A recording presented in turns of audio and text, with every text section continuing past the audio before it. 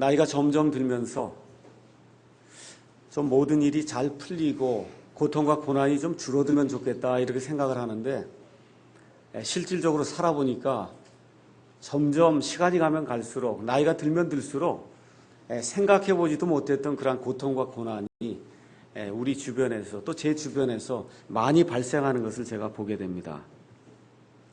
여러분 다 아시다시피 지난주에는 근한 100년 만에 처음 있는 엄청난 폭우가 쏟아져서 지금 뉴스를 보니까 한 60여 명이 죽고 한 10명이 이제 실종을 당해서 그런 한 70명의 그런 생명이 이 세상에 사라지는 또 많은 재산 피해를 본 그와 같은 일들을 우리가 잘 기억하고 있습니다. 제가 연구하는 그런 주제가 지구온난화, 오존층 붕괴 이런 것들이 이제 제가 연구하는 그런 토픽이에요. 그래서 이제 그런 것들 때문에 제가 한 달에 한 번씩 보고서도 써야 되고 해서 세상의 그 기후가 어떻게 돌아가는가를 늘 이렇게 살펴보고 있는 그러한 상황에 있습니다. 앞으로 기상이변이 점점 더 진행이 되면 되지 멈추지는 않습니다. 그래서 계속해서 지금 기후가 변하게 되고 앞으로는 매년 올해와 같은 그러한 그 폭우와 이런 그 기상이변이 계속해서 더 심하게 될 것으로 대부분의 그 기상학자들이 내다보고 있습니다. 이번에 특별히 제가 일하고 있는 인하대학교 그 학생들이 봉사를 갔다가 10명이 산사태가 나서 죽는 그러한 그 아픔도 이제 우리가 경험하게 됐고 또 특별히 우면산 그 지역에서 산사태가 발생해서 또 많은 사람들이 죽는 이와 같은 그 일들을 우리가 보게 됐습니다. 산사태가 발생하니까 사람들이 이제 또 산사태가 왜 발생하는가 집중 분석을 하고 텔레비전에서 신문에서 이야기 많이 하는 것 들으셨을 겁니다. 주로 어떤 나무들이 꺾이고 어떤 지역의 산들이 무너지는가 두 종류 때문에 그렇다는가. 하나는 나무가 있는데 뿌리가 없거나 뿌리가 깊지 않은 경우에 나무 자체가 쓰러지고 또 동시에 산이 무너져 내리는 그런 일이 발생한다. 그 다음에 또 하나는 뿌리가 있긴 있는데 그 뿌리에 비해서 몸통이 너무 크면은 그러면 이런 일을 발생하면은 그러면 나무가 쓰러지는 거예요. 뿌리가 있긴 있습니다.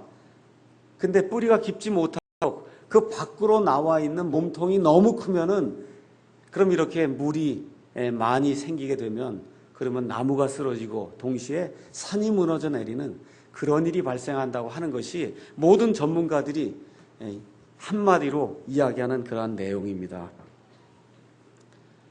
우리 사람도 나무와 굉장히 비슷해요. 나무가 이게 한 자리에 이렇게 서 있는데 나무의 수명이 어떤 건 100년, 어떤 나무는 가서 보니까 3000년을 산다 그럽니다. 사람처럼 움직이지 못하는데 딱 그 자리에 서서 말 그대로 각종 재해와 어려움을 나무가 이제 당하면서 살아요. 우리 사람도 나무와 마찬가지로 이 땅에 태어나서 죽을 때까지 여자에게서 태어난 사람에게는 고통과 고난이 임할 수밖에 없다고 성경이 이야기하고 사람의 역사가 이야기하고 지금까지 저와 여러분이 살아온 그 인생이 그것을 지금 우리에게 잘 보여주고 있습니다. 다시 말씀드렸어요. 사람 역시 나무처럼 뿌리가 어떤가에 따라서 그 사람이 사는 그러한 그 삶의 많은 부분이 영향을 받는다. 우리가 그렇게 이야기를 할 수가 있습니다. 악한 환경이 안 오기를 그렇게 기도하고 기대하는데 제가 말씀드렸듯이 날이 가면 갈수록 악한 환경이 우리 주변에 엄습해 오고 있습니다. 환경 탓하는 사람이 많거든요.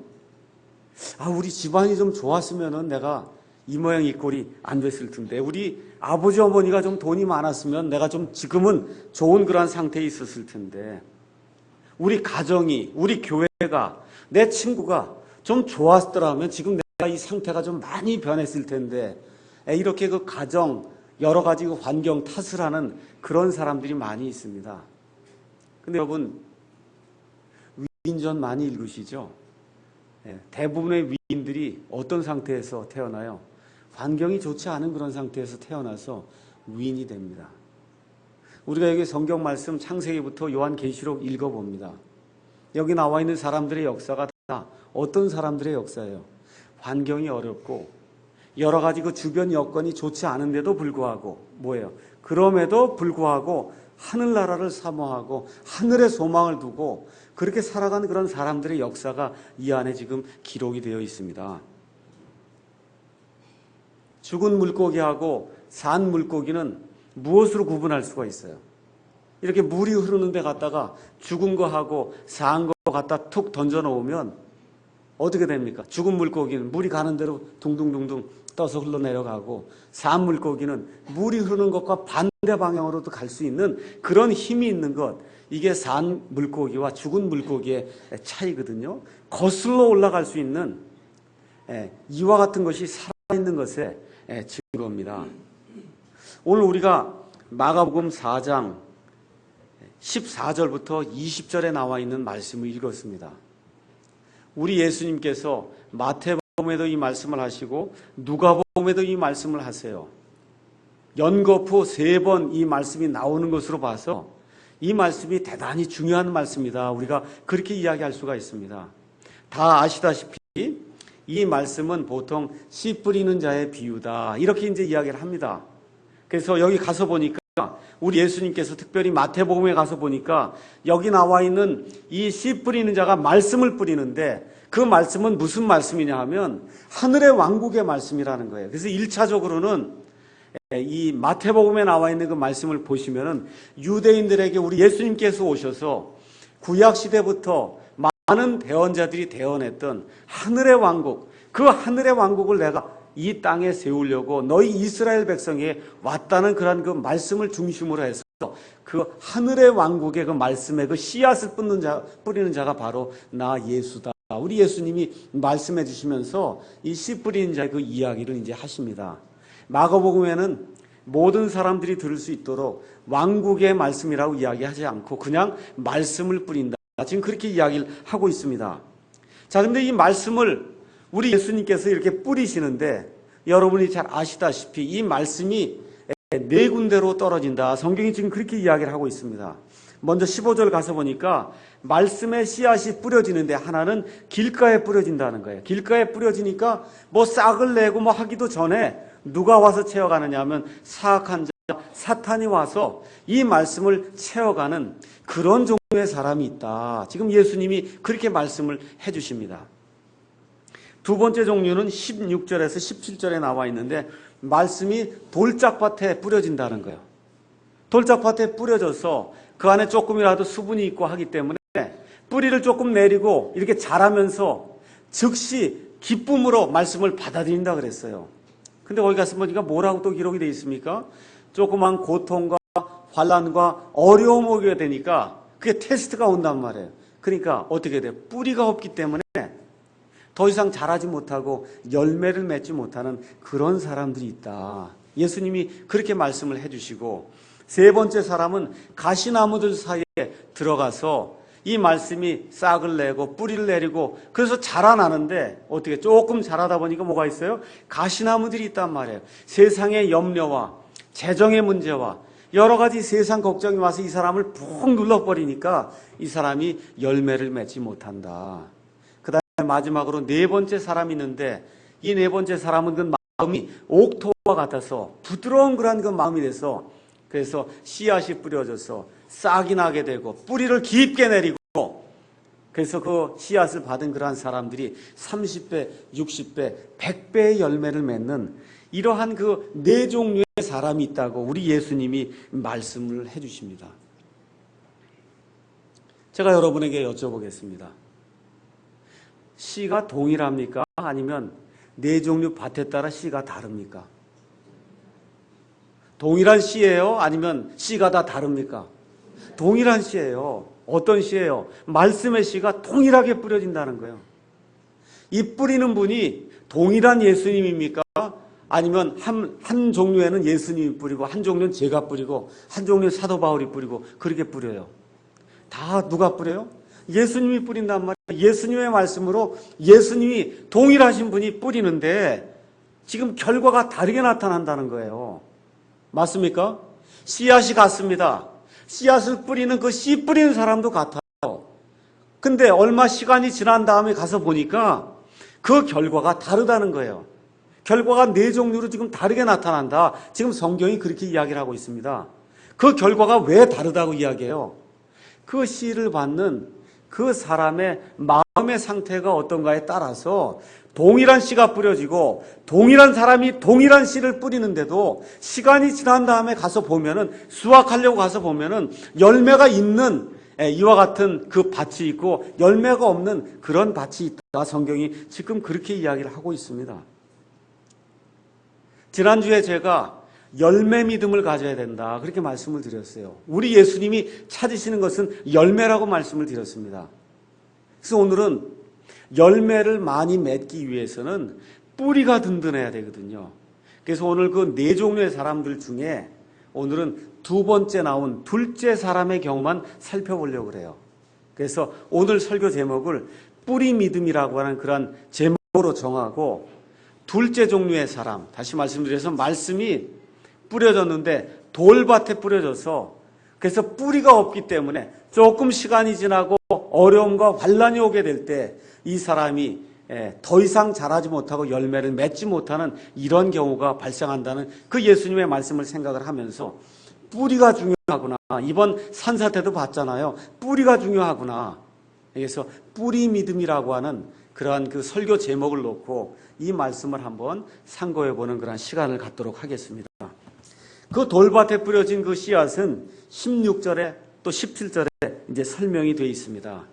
이 말씀을 지금 누구에게 하시냐 하면 유대인들에게 하는데 여러분이 이스라엘 지방을 가서 보시면 이 말씀이 어떤 건가 금방 이해할 수가 있어요.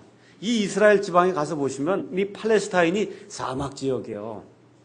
비가 많지 않은 데입니다. 그 어떤 밭이 많냐 하면 가시밭 밭이 많지 않아요. 어떤 게 많냐면 이런 돌짝밭이 많은 거예요. 조그만 돌들이 이렇게 많이 있어갖고 그래서 뭐 씨앗을 뿌리면 금방 자라는데 어떻게 돼요? 뿌리가 없기 때문에 금방 말라 죽는 것을 대부분의 유대인들이 늘 보는 그런 현상으로 지금 이해할 수가 있습니다. 그러니까 유대인들에게 이 말씀이 딱 떨어지니까 우리 땅에 씨를 뿌리게 되면 이게 뿌리가 깊지 않아서 금방 말라 죽는 이런 경우를 지금 예수님이 말씀하시는구나. 그걸 누구나 알아들 수 있도록 지금 예수님이 쉽게 지금 설명을 해주고 있습니다. 그거 왜 그래요? 돌이 시간이 지나면서 풍화작용에 의해서 돌이 이만한 게 조그맣게 이렇게 자꾸 쪼개져서 맨 끝에 가서는 이렇게 아주 조그만 모래처럼 이게 변해야 그래야 여기서 뿌리를 깊게 내리고 그리고서 나무든지 이 식물이 자랄 수 있는데 자라지 못한다는 거예요. 그러니까 지금 돌짝만 이야기를 하는 것은 마음이 깨지지 않은 상태에 있는 사람이라는 뜻이에요. 이게 오랫동안 자꾸 하나님의 말씀을 통해서 이게 깨져야 되는데 그냥 돌멩이 그대로 있는 이런 사람이다. 깨지지 않은 사람이에요. 깨지지 않으니까 어때요? 수분이 없다 그 얘기입니다. 이게 깨져갖고 좋은 그런 흙이 돼서 수분을 많이 이렇게 머금고 있어야 뿌리가 이게 깊게 내려가면서 열매를 맺을 수 있는데 돌이 그냥 그대로 있는 거예요. 돌덩어리가. 이런 상태로 있으니까 수분이 없는 이런 사람을 가리켜서 우리 예수님께서 돌짝밭에 뿌려진 그러한 씨앗의 이 비유를 우리 예수님이 말씀하고 있습니다. 거기 가서 보니까 재미있는 그런 말씀이 있습니다.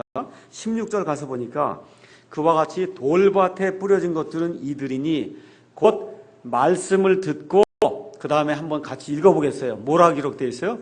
즉시 기쁨으로 그것을 받아들인다 그랬어요. 즉시 기쁨으로.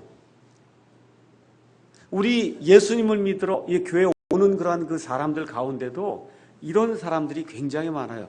즉시 기쁨으로 펄쩍펄쩍 뛰면서 좋다 그러고 이야기를 하는데 한 며칠 지나거나 몇 주 지나거나 몇 달 지나거나 몇 년이 지나면은 그럼 그 사람 이름이 얼굴이 어떻게 생겼는지 모르는 경우가 많이 발생해요. 여기 예수님 말씀이에요. 즉시 기쁨으로 반응한다는 겁니다. 왜 그래요?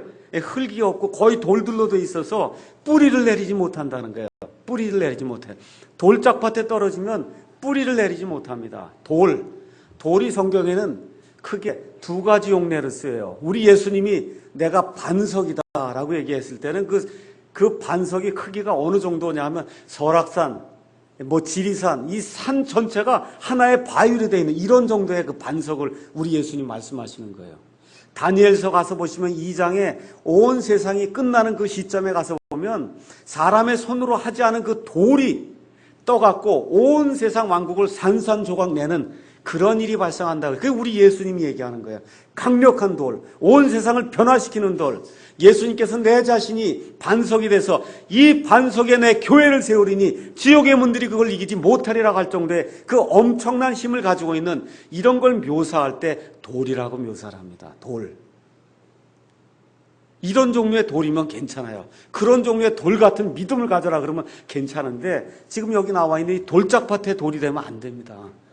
그 돌짝밭의 돌 이야기하는 그 돌은 어떤 종류의 돌이냐? 에스겔서 11장 19절, 에스겔서 36장 26절에 가서 보시면 우리 하나님이 이스라엘 백성의 그 상태를 설명을 하는데 어떻게 설명하냐면 여러분 심장 아시죠? 심장. 이 심장이 뭘로 구성이 되어 있어요? 살로 구성이 되어 있잖아요.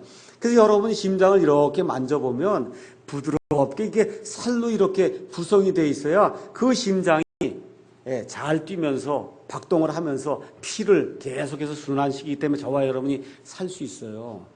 근데 이스라엘 백성의 그 심장의 상태가 돌 심장이 됐다 그래요. 하나님께서 영어로 스토니 허트라고 얘기하는 거예요. 이 돌이 이 심장이 얼마나 굳어졌는지 돌처럼 딱딱한 그런 상태가 됐다는 거예요. 그래서 이 에스겔서 36장에 가서 우리 하나님께서 말씀하시는 나중에 천년왕국이 돼서 예수님이 이 땅에 다시 오시게 될 때는 이 너희의 이 돌같이 딱딱한 그 심장을 내가 제거해버리고 살같이 부드러운 그러한 심장, 우리 말로는 심장이라고 번역할 수가 없어서 할 수 없이 마음으로 번역을 했습니다. 근데 영어엔 두 개가 허트가 마음도 되고 심장도 되잖아요. 원래 뜻은 심장이야. 심장이 얼마나 굳어졌어요? 돌같이 굳어졌다는 거예요. 돌덩어리같이.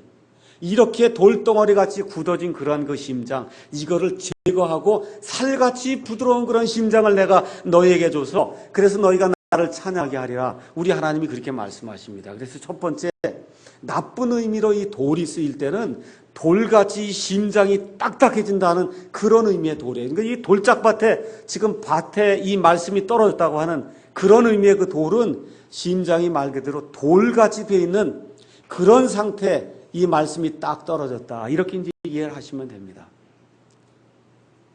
둘째 또 하나 돌의 의미가 있어요. 또 돌의 의미는 여러분 옛날에 모세가 지금부터 약 3,500년 전에 시내산에 올라가서 하나님의 율법을 받았어요. 10가지 명령이 담겨있는 하나님의 말씀을 받아서 그걸 하나님이 어디에다 적어줬습니까? 마음판에 적어줘요? 아니면 돌판에 적어줘요? 어디다 적어줬어요? 돌판에 적어줬단 말이에요. 그러니까 구약시대를 상징하는 건 돌판이에요. 돌판. 근데 이 신약시대에 우리 예수님이 오시면은 하나님의 모든 것을 돌판에 새기지 않고 어디에 새겨요? 마음판에 새긴단 말이에요. 마음판에 새겨요. 그러니까 지금 돌을 얘기할 때는 구약시대에 부족한 것을 이야기하는 거예요. 구약시대의 율법을 이야기하는 거예요. 근데 지금 부드러운 마음, 부드러운 걸 이야기하고 우리의 마음의 그 마음의 그 판을 이야기할 때는 지금 옥토와 같은 그러한 마음을 우리가 이제 살펴볼 수가 있는 겁니다. 자, 그래서 이 돌판에 아니면 이 돌밭에 이 말씀이 떨어졌다 할 때 그 사람의 상태는 어떠냐 하면 첫 번째, 여기 가서 보니까 뭐라 그래요? 즉시 기쁨으로 반응을 한다는 거예요. 그러니까 어떤 사람이냐면 감정적으로 아주 감성이 풍부한 사람입니다. 제가 여러분에게 좀 말씀을 드릴 게 있어요. 여기 독립침례교회 말씀 중심의 교회 와서 혹시 잘못 오해하는 그런 사람이 있을까봐 제가 좀 말씀을 드리겠습니다. 여러분, 감정 자체는 나쁜 게 아니에요. 잘 들으셔야 됩니다. 어느 교회 가서 킹제임스 성경을 쓰는데 사람이 다 돌같이 굳어있다. 그런 교회 가시면 안 됩니다. 그거 잘못된 교회예요. 킹제임스 성경을 쓴다 그러고 올바로 한다 그러는 사람이 그냥 돌같이 굳어갖고, 여러분 구약 성경 가서 보시면 나발이라는 사람이 나오는데, 나발 아시죠? 나발이 하나님의 진노의 그 저주를 받게 되니까 어떻게 돼요? 돌같이 얼굴이 굳거든요. 그러니까 킹제임스 성경을 쓰고 진리를 바르게 알고 말씀 중심으로 한다는 사람이 어째 얼굴이 돌 같고 그 사람들 모여있는 데가 그냥 음흥하고 그냥 음침하고 교회가 그러면 그런데 교회 가면 안 됩니다. 제가 말씀드릴게요. 하나님의 말씀 중심을 하는 교회는 감정이 있어야 돼요. 감정이 있는데 감정을 인위적으로 조장하지 않아요, 저희가. 그걸 여러분과 제가 꼭 구분하셔야 됩니다. 인위적으로 감정을 조절하지 않습니다. 우리 안에서 내적인 감정이 있어서 교회 가면 즐겁고 기쁘고 그 사람 만나면 얼굴이 평안하고 기쁨이 느껴지는 이와 같은 것이 진정으로 킹제임스 성경을 소유하고 하나님의 말씀을 가진 그런 사람들의 특징입니다. 다시 말씀드려서 말씀 중심이라고 했는데 교회가 가니까 음침하고 말씀 중심이라고 하는데 가서 보니까 재미가 없어 그 사람들하고 모이는 게. 그러면 가지 말아야죠. 하나님하고 모이는데 왜 재미가 없을까요? 그건 지금 이상한 거 아닙니까? 그래서 다시 말씀드리죠. 우리 교회 그런 교회 아닙니다. 즐겁게 기쁘게 이렇게 믿음 생활할 수 있는 그런 사람들이 모이는 데가 저희 교회입니다. 그래서 성령님의 열매도 가서 보면 갈라디아서 5장에 뭐라고 기록해 있어요? 사랑과 그 다음에 나오는 게 기쁨과 기쁨이 생기는 게 그게 예수 믿는 사람들의 특징이에요. 기쁨이 생기는 게 특징입니다. 근데 여기 기쁨과 흥분을 잘 구분해야 돼요. 기쁨과 흥분. 여기 지금 돌짝밭에 떨어진 이 사람은 즉시 기쁨으로 반응했는데 그 기쁨은 흥분이에요. 흥분. 제가 지금부터 한 30년 전에 처음 캐나다 땅에 가서 자동차를 하나 사게 됐습니다. 자동차가 제가 한 번도 말씀드렸듯이 밑에가 다 구멍이 나서 제가 이 양철 조각을 대고 나사로다 리베팅을 해갖고 그러고선 자동차 폭스바겐 레빗이라는 차를 한 10년 된 것 같아요. 그 차를 탔는데 막 흥분이 되더라고요. 흥분이 돼갖고 저 앞에 빨간색 신호등인데 그냥 막 지나가고 그렇잖아요. 나이가 얼마 안 되고 애들 다 태우고 이 유학원 학생들 없잖아 차가 내가 딱 태워주고 막 가고 그러니까 신나갖고 흥분이 돼갖고 막 빨간불인데 지나가고 그러고 돌아다녔어요. 근데 그게 한 일주일 열흘 지나니까 일상생활이 되고 보니까 아무것도 아니에요. 그게 또 그냥 삶의 일부가 되니까 그게 아무것도 아니더라고요. 여기 여러분 핸드폰 바꾸고 그러면 얼마나 흥분이 돼요. 야 이게 또 무슨 기능 있나 그러고 저도 흥분이 됩니다. 사고. 근데 일주일 지나면 이거 아무것도 아니에요. 이건 흥분이에요. 흥분. 아시겠죠? 이거는 영어로 익사이먼트. 흥분을 하는 거고 지금 여기서 얘기하는 건 조이예요. 조이. 성령의 열매로 나타난 이 조이. 조이는 이런 흥분하고 다른 거예요. 이 흥분은 뭐의 지배를 받냐 하면 환경의 지배를 받습니다. 환경이 나쁘면 흥분이 안 돼요. 맞습니까? 그런데 기쁨은 환경과 상관이 없어요. 여기 지금 나와 있는 이 사람 흥분이라는 거 어떻게 알 수 있어요? 조금 지나다 어려움과 고통이 오니까 어떻게 돼요? 뿌리가 없어갖고 그래서 믿음을 포기한다고 지금 성경이 기록하고 있잖아요. 그러니까 어떤 사람이에요? 흥분으로 가득한 그런 사람이다. 여러분이 사도행전 16장 16절에서 40절 가서 보시면 사도 바울이 빌립보라고 하는 그런 지역에 가서 점치는 그런 소녀, 그 소녀에게서 마귀를 내쫓아 줌으로 말미암아 그래서 이 소녀의 주인들이 이 바울과 실라를 고소해서 그래서 이 두 사람이 빌립보 감옥에 갇혀 있는 그런 상황이 안에 기록이 되어 있습니다. 거기 가서 보니까 25절에 바울과 실라가 매를 맞고 지금 감옥에 갇혀 있는 가운데도 거기 가서 그러니까 뭐라고 기록이 되어 있어요? 기뻐하며 즐거워하며 노래로 하나님께 찬양을 드렸다. 지금 성경이 그렇게 기록하고 있습니다. 이게 기쁨인 거예요. 여러분 이거 흥분할 상황입니까? 흥분할 상황이 아니잖아요. 지금 매 맞고 지금 어려움이 닥치고 있는데 흥분할 상황이 아니에요. 근데 환경에 상관없이 뭐가 나와요? 찬양과 기쁨과 노래가 나오는 이러한 삶이 이루어졌다. 지금 성경이 그렇게 이야기를 하는 겁니다. 여러분이 빌립보서 4장 10절에 있는 말씀을 가서 한번 보도록 하겠습니다. 빌립보서 4장에 가서 보니까 사도 바울이 옥중서신이라 그래서 마지막에 이제 죽기 전에 기록한 그런 말씀이 빌립보서 말씀입니다. 지금 옥에 들어가서 언제 죽을지 모르는 그런 상황 속에서 지금 사도 바울이 이야기를 하는 겁니다. 빌립보서 4장 4절 가서 보세요. 항상 주를 기뻐하라. 내가 다시 말하노니 기뻐하라. 여러분, 지금 옥에 갇혀서 언제 죽을지 모르는 사람이 지금 이 얘기하는 거예요. 어떻게 기뻐하라고요? 항상 기뻐하라. 항상이란 말이에요. 이것이 지금 환경의 지배를 받지 않는 그런 사람의 특징으로 이렇게 나와 있으면서 사도 바울이 4장 10절에서 13절에 얘기하는 거예요. 뭐라고 얘기하냐? 그러나 내가 주를 크게 기뻐한 것은, 옥에 갇혔으면서도 주를 크게 기뻐한 것은 너희가 나를 돌보려 하는 것이 이제 마침내 다시 활기를 띠었기 때문이니 너희가 또한 그것을 위하여 마음은 간절하였으나 기회가 없었느니라. 내가 궁핍함으로 말하지 아니하노라. 내가 어떤 처지에 있든지 그대로 만족하는 것을 내가 배웠노니 내가 비천하게 되는 것도 알고, 지금 옥에 갇혔으니까 얼마나 비천합니까? 풍부하게 되는 것도 알아. 어디에서나 모든 일에서 배부르거나 배고프거나 풍부하거나 궁핍당하는 것을 배웠노라. 다 같이 13절 읽겠습니다. 나를 강하게 하시는 그리스도를 통해 내가 모든 것을 할 수 있느니라. 이게 성경이 이야기하는 기쁨이에요. 근데 지금 여기 돌짝밭에 받은 사람은 이 기쁨이 없는 거예요. 그러니까 뭐예요? 흥분이다. 그렇게 이야기를 하는 겁니다. 그래서 그리스도인이 기쁨을 갖게 되면 그러면 흥분하지 않습니다. 며칠은 흥분할 수 있어요. 흥분하지 않아요.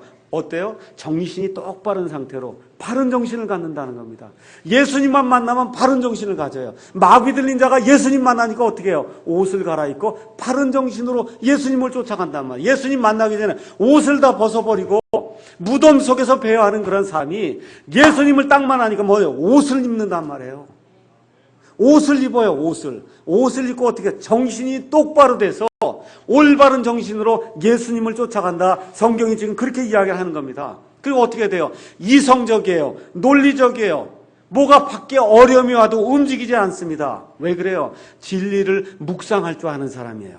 이 하나님의 말씀을 묵상할 줄 아는 그런 사람이 되기 때문에, 그래서 성경 읽기를 좋아하고 성경 공부를 좋아하고 하나님의 말씀 듣기를 좋아하고, 그래서 자꾸 이게 뿌리가 밑으로 내려가서, 그래서 어려움이 닥쳐도 이 사람은 흔들리지 않는다고 성경이 이야기를 하는 겁니다. 그래서 이 돌짝밭의 마음을 가지고 있는 사람은 첫 번째, 감정 기복이 심해서 왔다 갔다 하는 그런 종류의 사람이고, 두 번째 사람 특징은 뭐냐 하면, 이런 사람의 특징이 있어요. 대단히 율법적이에요. 구약시대의 돌판이라고 얘기했듯이 이런 사람이 아주 율법적이라고 하는 이야기는 뭐냐 하면, 일을 안 하고는 못 견뎌요. 일을 찾아서 교회 오는 거예요. 일이 없으면 푹 꺼져갖고 내가 구원받지 못했나 이렇게 생각하고, 교회 가서 열심히 일하면 구원받았나 이렇게 착각하는 이러한 일이 생긴다는 겁니다. 왜 그래요? 무언가 행위를 해서 내가 하나님을 위해서 뭔가 하면은 그러면 내가 거기에 마땅한 뭐 보상을 받겠지 하는 이런 심정으로 하나님의 일을 하다 보니까 어려움이 있어요. 그래서 이런 사람의 특징이 뭐냐? 가만히 앉아서 책을 읽는 걸 못합니다. 제가 늘 말씀드리는 게 뭐예요? 책을 읽어야 성장한다고 얘기하죠. 경건서적을 저와 여러분이 읽고 그 말씀에서 양분을 섭취해야, 그래야 성장한다고 이야기하는데, 이 돌짝밭에 떨어진 그러한 그 사람의 특징은 뭐냐? 조용히 앉아서 말씀을 읽고 책을 읽고 묵상하는 걸 할 줄 몰라요. 일만 하려고 그래요. 목사들이 대부분 좋아하죠. 이 사람들을 생각을 안 하고 일만 해주니까 굉장히 좋아하거든요. 이게 잘못된 거예요. 진짜 목사는 일 그만하고 앉아서 성경 읽고 책 읽고 가정생활 충실히 하라고 그렇게 얘기하는 사람이 진짜 좋은 목사입니다. 그래서 우리 교회에 말씀드리잖아요. 일하러 교회 오지 마라. 일하러 교회 오면 안 됩니다. 자, 그래서 이 돌밭 마음의 소유자들 가서 가만히 보시면 마음이 되게 따뜻한 사람들이에요. 우리말로 얘기하면 정이 많은 사람들입니다. 정이 많아요. 근데 이게 문제가 뭐예요? 감정의 기복이 자꾸 이제 심하다 보니까 감정만을 추구하러 돌아다니는 거예요. 그래서 여러분, 이 감정의 그 덫에 한번 걸리면 벗어나기가 어려워요. 이건 마치 마약과 같은 거예요. 방언으로 기도를 3시간 안 하면 잠을 못 잔다. 이런 일이 생기는 겁니다. 하여튼 무언가 4시간, 5시간 하여튼 뭐 숭얼숭얼 대고 해야만 그날 잠을 잘 수 있다 이렇게 되고, 감정이 고조돼야만 뭐가 되는 이런 스타일로 빠지게 되면, 그러면 어떻게 돼요? 이거 뿌리가 없는 거예요. 뿌리가 없습니다. 그래서 말씀이 들어오면 이런 사람이 확 반응을 하긴 하는데, 남들이 보니까 어때요? 이 사람 뭐 되는 것 같아. 왜 그래? 겉에서 보니까 뭐가 자라서 나오거든요. 나오긴 나온단 말이에요. 나옵니다. 뭐가 나와요. 근데 어떻게 돼요? 어려움과 고통과 고난이 와서 이 사람을 시험하게 되면 뿌리가 없기 때문에 어떻게 말라 죽는다. 성경이 지금 그렇게 이야기를 합니다. 매일 왔다 갔다 하는 거예요.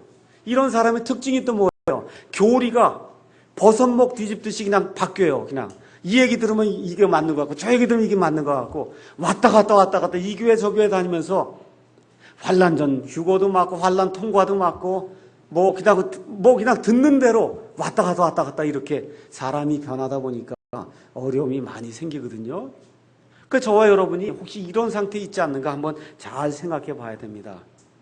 오늘날 현대 교회들이 이런 일들을 부추기기 때문에 지금 문제가 생기는 거예요.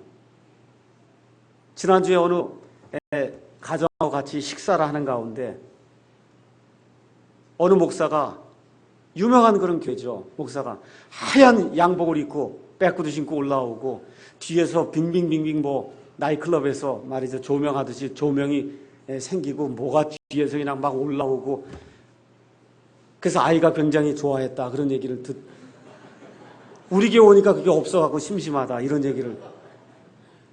이게 지금 감정을 조장하는 거예요. 제가 말씀드려요. 기쁨의 감정이 생기는 건 너무 당연한 건데 교회 와서 락 음악이라든지 무슨 조명이라든지 뒤에서 여기서 또 춤추는 여자애들 뭐 이렇게 불러갖고 춤추고 난리치고 하면서 감정을 조장하고 꽝꽝꽝 돼갖고 이 감정을 조장하는 이런 교회 음향이 어떻게 싹싹 해갖고 사람 이 감정을 조장하거든요. 이렇게 하면서 빈야드 운동이다, 펜사콜라 운동이다, 알파코스다 뭐 해갖고 가서 뒤집어지고 여러분 뒤집어지고 옷이 보이고 이게 속이 보이고 그러는 건 예수님의 거 아니에요. 예수님 만나면 어떻게 옷을 입고 정신을 똑바로 차리게 되는데 이런 데 가면 옷이 뒤집어진단 말이에요. 이런 데 가면은 이게 정신을 똑바로 차려야 되는데 일반 교회들이 이렇게 감정을 조장해 갖고 그래서 자꾸 행위를 하게 만들거든요. 이걸 못하면은 그러면 어떻게 푹 가라앉는단 말이에요. 이걸 안 하면 푹 가라앉게 자꾸 만드는 이런 식으로 해서 조엘 오스틴이라는 이런 사람이 몇만 명 교회를 가지고 있다. 이거 뭐예요? 다 뿌리가 없어서 열매를 맺지 못하는 사람들이고 아무 소용 없습니다.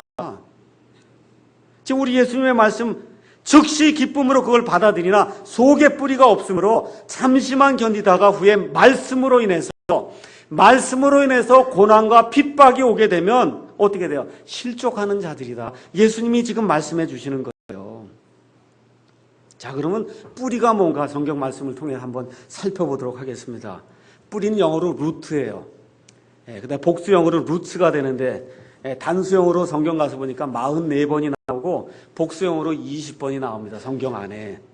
자, 그래서 뿌리도 가서 보니까 뿌리가 역할이 있는데 뿌리 두 가지 그런 역할이 있어요. 여러 가지 것이 있는데 첫 번째 이제 역할 나오는 게 예레미야서에 이제 잘 말씀이 되어 있습니다. 제가 읽어보겠습니다. 뿌리가 하는 역할입니다. 주를 신뢰하며 주를 소망으로 삼는 사람은 복이 있나니. 예레미야 17장 제가 7절 8절 읽습니다. 여호와 하나님을 신뢰하며 여호와 하나님을 소망으로 삼는 사람은 복이 있는데 어떤 사람이냐 하면 그는 물가에 심은 나무 곧 뿌리를 강가로 뻗은 나무 같다는 거예요. 뿌리가 어디로 가요? 물을 찾아서 강가로 쭉 뻗어나가는 이런 사람이 여호와 하나님을 신뢰하고 여호와 하나님께 소망을 둔 그런 사람이다. 그래서 거기 가서 보니까 뭐라고 나왔냐면 더위가 오는 때를 보지 아니하며 잎이 푸르고 가무는 해에도 걱정이 없으며 열매 맺는 일을 그치지 아니한다. 이렇게 기록이 되어 있습니다. 그러니까 이게 뿌리가 좋으면 뿌리가 어딜 찾아가요? 물을 꼭 찾아가게 돼 있어요. 이렇게 되니까 어떻게 돼요? 가뭄이 와도 아무 문제가 없이 항상 열매를 맺는다. 지금 그렇게 이야기합니다. 저와 여러분이 중학교, 고등학교 다닐 때 용비어천가 배웠습니까? 배웠어요? 용비어천가 제2장에 가서 보니까 뿌리 깊은 남간 바람에 아니멜세 꽃되었고 여름 하나 이런 얘기 배웠어요? 배웠습니까? 그 뜻이 뭐예요? 뿌리가 깊은 나무는 바람에 움직이지 아니하므로 꽃이 좋고 열매가 많다. 우리 이 옛날에 세종대왕을 비롯해서 이 옛날 분들도 다 알고 있는 그런 얘기예요. 뿌리가 깊은 나무는 흔들리지 않고 물을 찾아서 뿌리를 깊숙이 내리기 때문에 흔들리지 않는다는 겁니다. 그래서 뿌리는 첫째 지속적인 생명을 약속을 해요. 지속적인 생명을 약속합니다. 한번 집에 가셔서 여러분 꽃이나 이런 거 보세요. 뿌리 이렇게 내리고 있는데 꽃 그걸 딱 잘라서 이렇게 두면은 하루 이틀은 살아 있습니다. 살아 있어요. 근데 여러분 아시다시피 3일, 4일, 5일 지나면 그거 살아 있습니까? 죽게 됩니다. 죽지요. 그래서 뿌리는 지속적인 생명을 연장해주는 이와 같은 중심기관이다. 우리가 다 아는 얘기입니다. 두 번째, 씨가 생명이 있어서 뿌리를 내리면은 그러면 반드시 이 뿌리가 쭉 찾아가면 어딜 찾아가냐면 꼭 물을 찾아가게 돼 있어요. 꼭 물을 찾아갑니다. 다시 말씀드리면 뿌리의 맨 끝을 가서 보면 그 뿌리가 그리스도에게 다 있는지 아니면 그 뿌리가 마귀에게 다 있는지 뿌리 맨 끝을 찾아가보면 알 수 있다는 겁니다. 세 번째, 뿌리는 영양분을 공급해줘요. 뿌리가 없거나 뿌리가 빈약하면 영양 공급이 안 돼요. 영양 공급이 안 되니까 신앙생활이 대단히 피폐합니다. 그래서 감정을 조장하는 이런 교회 이렇게 다니다 보면 이게 매일 왔다 갔다 하는 거예요. 감정이 올라가면 괜찮은 것 같고 아니면 이렇게 왔다 갔다 하는 이런 데는 맨 끝에 뿌리 끝이 예수님에게 다 있지 않아요. 제가 분명히 말씀드립니다. 꽝꽝꽝꽝 되면서 사람들 흥분하게 만들고 조명 켜서 사람들 흥분하게 만들고 하는 이런 교회 그 끝을 찾아가면 그 예수님께 다 있지 않아요. 그 뿌리 끝이 마귀에게 가 있습니다. 그래서 뿌리를 잘 살펴보는 게 대단히 중요해요. 그래서 생명이 있는 나무는 무슨 수를 쓰더라도 뿌리가 어떻게 찾아가요. 찾아갑니다.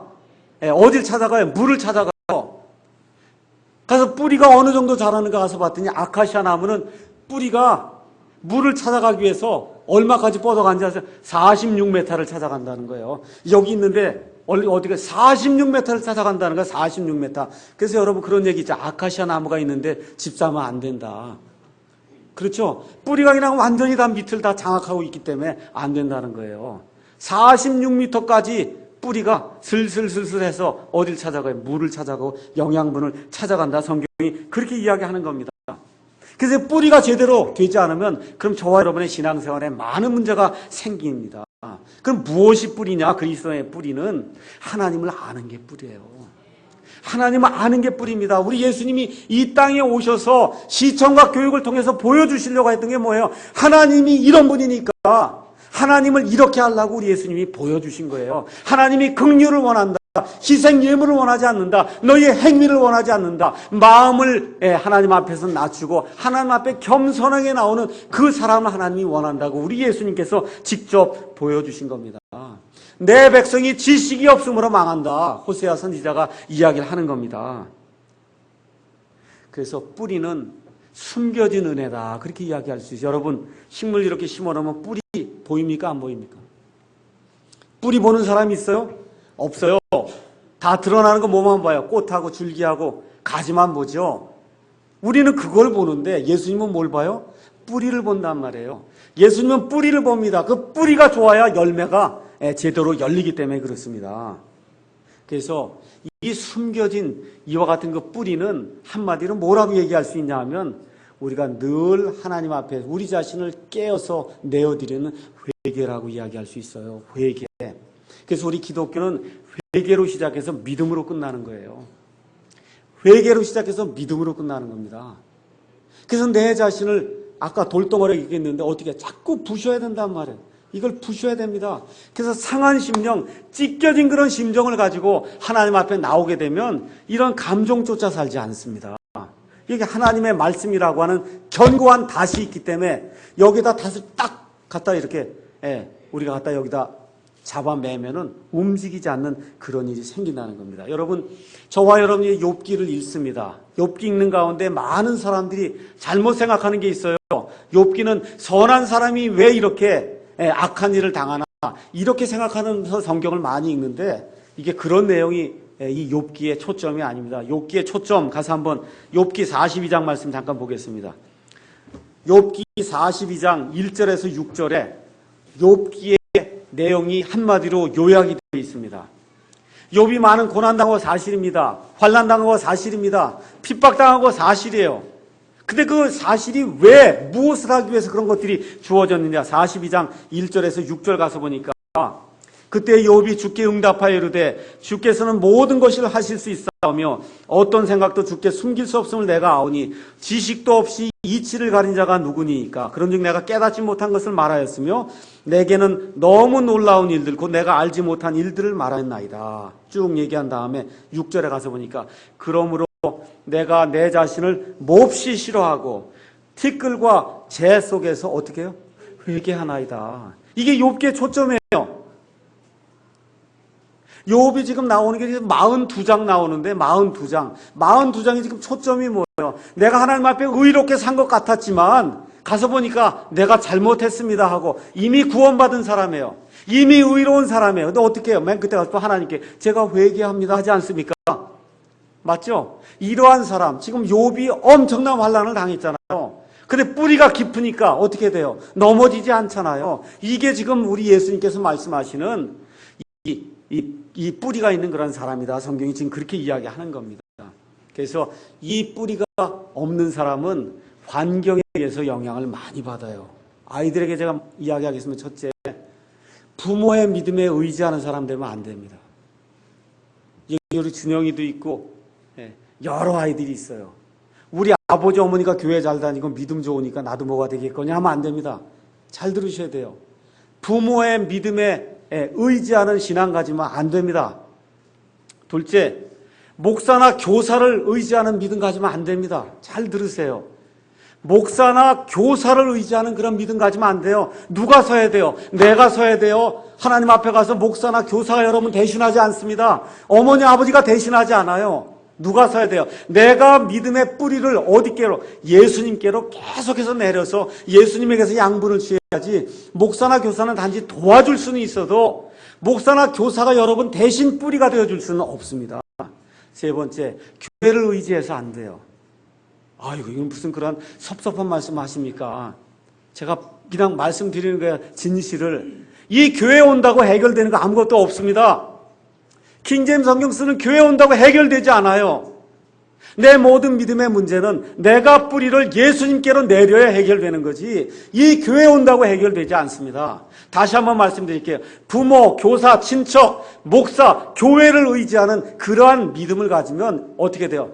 이 환경이 변하게 되면 그럼 반드시 흔들리게 되어 있습니다. 그래서 우리 예수님께서 오셔서 마태복음 3장 10절에 이야기하는 내용이 뭐예요? 도끼가 나무 뿌리에 이미 놓였다는 겁니다.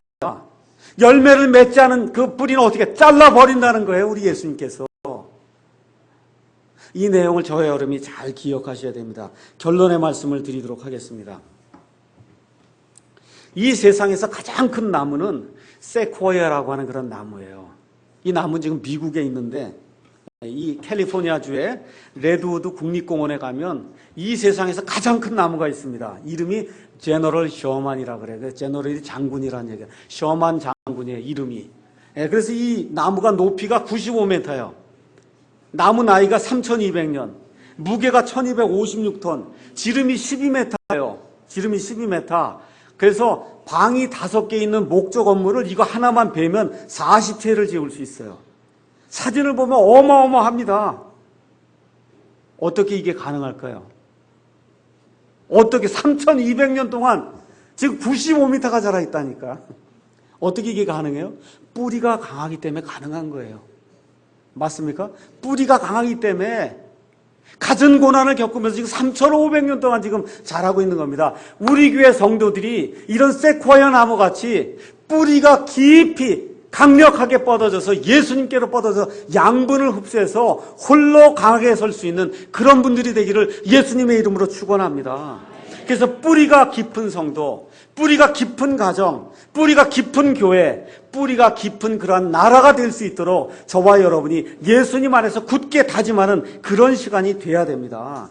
우리 예수님 뭐라 그래요? 이미 도끼가 나무 뿌리에 놓여 있다는 겁니다. 열매를 맺지 아니하는 그런 나무는 어떻게 뿌리를 쳐서 예수님께 가지를 치는 게 아니라 뿌리를 쳐서 이걸 잘라버리겠다고 우리 예수님께서 이미 심판의 말씀을 우리에게 줬습니다.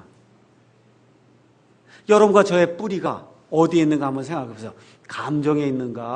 아니면 이 움직이지 않는 하나님의 말씀에 있는가? 한번 깊이 생각을 해보시는 이 시간이 돼야 됩니다. 내 뿌리의 저 끝은 예수님인가? 생명의 물 되시는 우리 예수님인가? 내 뿌리의 저 끝이. 아니면 저 끝이 가서 보니까 보기엔 예수님한테 끝이 이렇게 휘어져 갖고 지금 내 끝이 마귀에게 붙어 있는, 예수님 아니면 마귀예요. 둘 중 하나입니다.